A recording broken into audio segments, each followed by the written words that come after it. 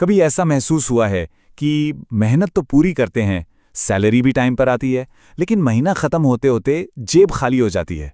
अगर ऐसा लगता है तो यकीन मानिए ये कहानी हम में से बहुतों की है। पता है, ये कोई पर्सनल फेलियर नहीं है। ये तो कुछ ऐसे आम फाइनेंशियल ट्रैप्स हैं, मतलब जाल, जिनमें हम में से कई लोग अनजाने में ही फंस जाते हैं। पैसा आता है और कब कहाँ चला जाता है पता ही नहीं चलता। तो चलिए आज इसी पहेली को सुलझाते हैं। आज की इस चर्चा में हम इन 5 जरूरी हिस्सों पर बात करेंगे। पहले प्रॉब्लम को समझेंगे और फिर उसके सॉल्यूशन तक पहुंचेंगे। तो ठीक है, शुरू करते हैं। सबसे पहली और शायद सबसे बड़ी गलती से, जो कि सेविंग्स की टाइमिंग और उसकी प्रायोरिटी से जुड़ी हुई है। अब देखिए, पैसे बचाने को लेकर ना 2 तरह की सोच होती है।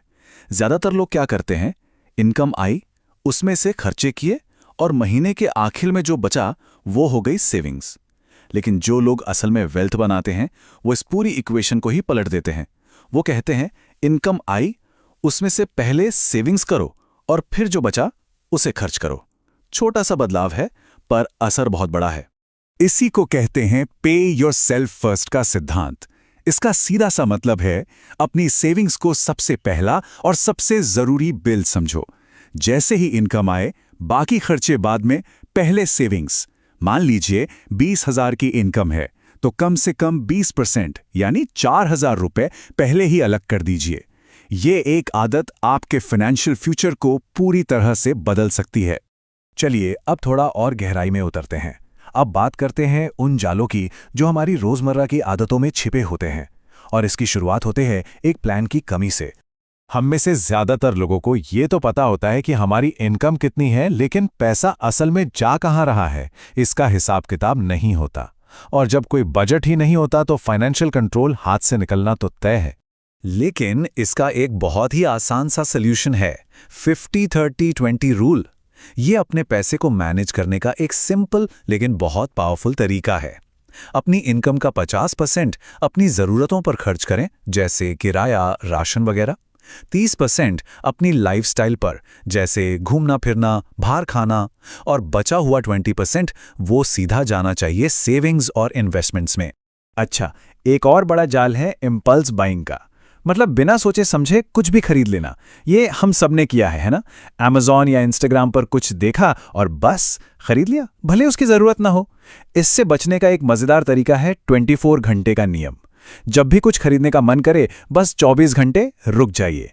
यकीन मानिए ज़्यादातर बार आपको एहसास होगा कि वो चीज़ उतनी ज़रूरी थी ही नहीं। और हाँ, क्रेडिट कार्ड का जाल। देखिए, क्रेडिट कार्ड अपने आप में कोई विलन नहीं है, बल्कि एक टूल है। पर इसका गलत इस्तेमाल आपकी सारी फाइनेंशियल प्रोग्रेस पर पानी फेर सकता है। अगर हर महीने पूरा बिल नहीं चुकाया तो वो जो हाई इंटरेस्ट रेट्स का चक्कर शुरू होता है ना, वो कर्ज को बहुत तेजी से बढ़ा देता है। तो याद रखिए, क्रेडिट कार्ड सुविधा के लिए है, मुफ्त के पैसे उड़ाने के लिए नहीं।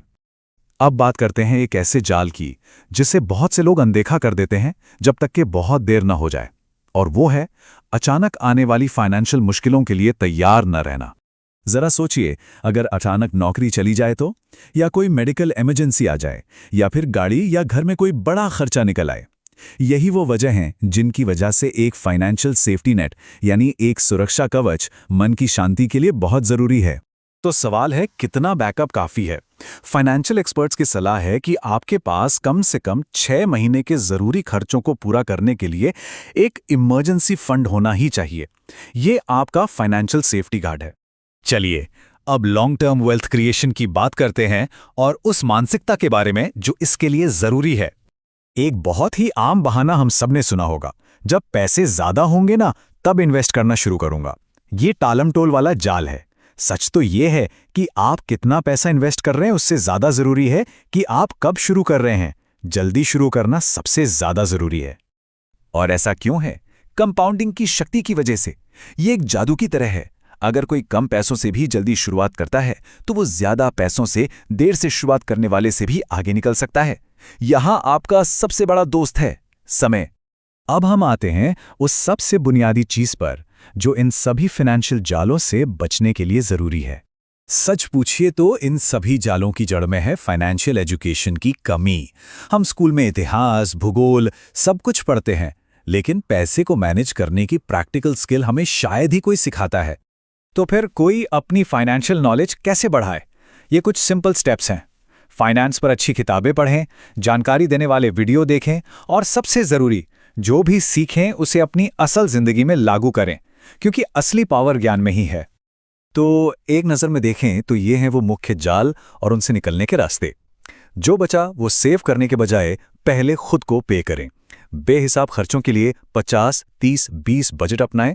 बिना सोचे समझे खरीदारी से बचने के लिए 24 घंटे का नियम फॉलो करें। एक 6 महीने का इमरजेंसी फंड तैयार रखें और हाँ, इन्वेस्टमेंट को टालने के बजाय कंपाउंडिंग का फायदा उठाने के लिए जल्दी शुरू करें। एक बात हमेशा याद रखिएगा, फाइनेंशियल सुधार कोई रातों रात होने वाला चमत्कार नहीं है। ये एक धीमी प्रक्रिया है जो लगातार अच्छी आदतें बनाने से ही मुमकिन होती है। इन जालों से बचकर कोई भी धीरे धीरे पर निश्चित रूप से अपनी आर्थिक स्थिति को बेहतर बना सकता है। और आखिर में एक सवाल अपने आप से जरूर पूछिएगा, दौलत का असली पैमाना क्या है? ये कि कोई कितना कमाता है या ये कि वो अपने कमाए हुए पैसों को कितनी अच्छी तरह से संभालता है? ये एक सवाल फाइनेंशियल सक्सेस को देखने का पूरा नजरिया बदल सकता है।